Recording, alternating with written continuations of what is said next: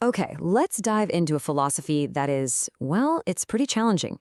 It's a worldview that doesn't look for peace in life, but in the deliberate, conscious refusal of it. So, picture this. Our story starts in a really tired city. We're inside a cathedral where the bells haven't rung in ages. A whole crowd of people are gathered, and they're all praying for a miracle. They believe that if the dried up blood of an old saint turns back into liquid, their whole world, all their despair, will finally come back to life. This is what they're all chanting, what they're all praying for. This is for the relic of Saint Januarius. You see, for them, this liquefaction, turning that dry crust back into flowing blood, is the ultimate sign of hope.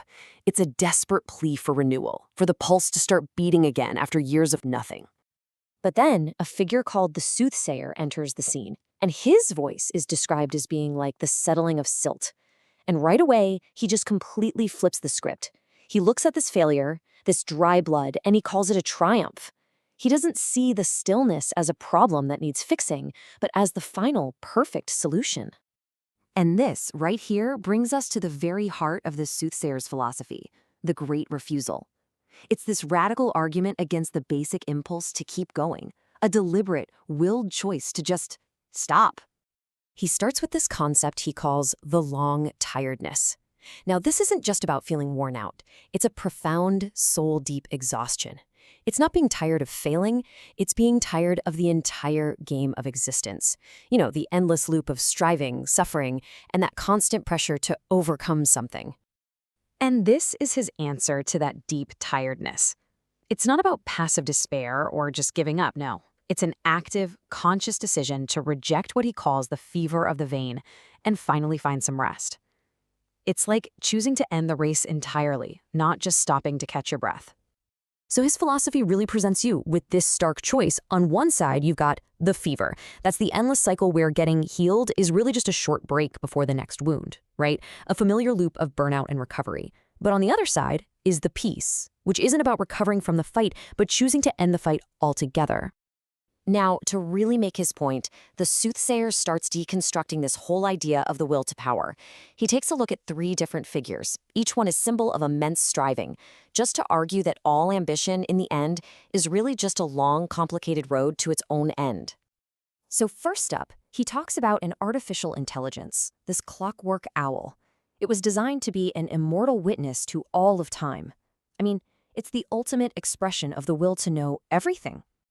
But here's the kicker. The soothsayer argues that its infinite knowledge only reveals how futile everything is. By seeing the beginning and the end of everything, the owl realizes that the whole cosmic calculation just adds up to zero. And that makes it the most miserable creature you can imagine, a prisoner of its own total awareness. Next, he goes after a phantom of the Übermensch, Nietzsche's ideal of the self-perfecting Superman. It's basically the ghost of the will to power, that relentless strive to always overcome, to always become something greater. The soothsayer just dismisses this whole idea.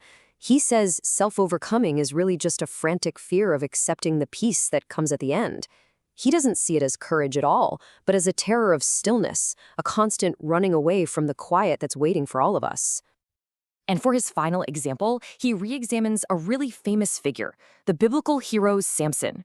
We usually think of him as this icon of godlike strength and his massive, destructive will. But the soothsayer offers this radical reinterpretation. He says Samson's final act, it wasn't some heroic vengeance. It was the result of ultimate weariness. It was a great refusal. He didn't pull the temple down in a final burst of power, but because he was simply too tired to stand up in it any longer.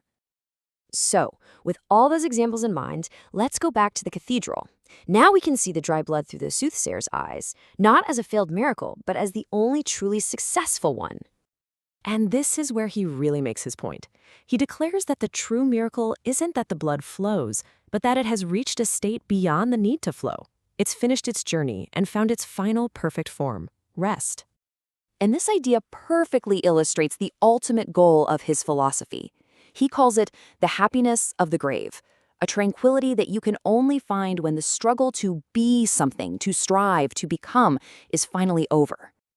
So the soothsayer is arguing that this isn't a failure of God, it's a success of the void.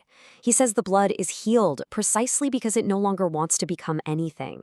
It's achieved what everyone secretly desires deep down, an end to suffering, a final, unshakable peace. It's a victory over the frantic need to exist. And you can just imagine what his words do to the crowd. Their burning disappointment transforms into a whole new kind of understanding. The fever of hope doesn't just fade, it breaks, and it's replaced by the sweet, heavy relief of a permanent chill.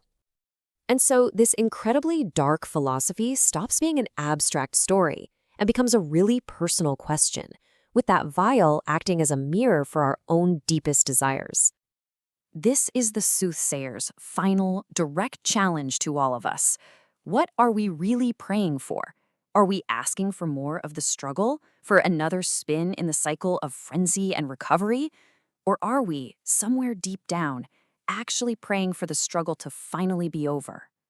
His final instruction is a stark three-step path to this unique kind of peace, a peace he claims surpasses all meaning simply because it has absolutely no need for it. And that's what we're left with, this haunting question. It completely reframes everything we assume about healing and purpose and peace. And it forces us to ask ourselves, when we say we want to be made well, what is it that we are truly seeking?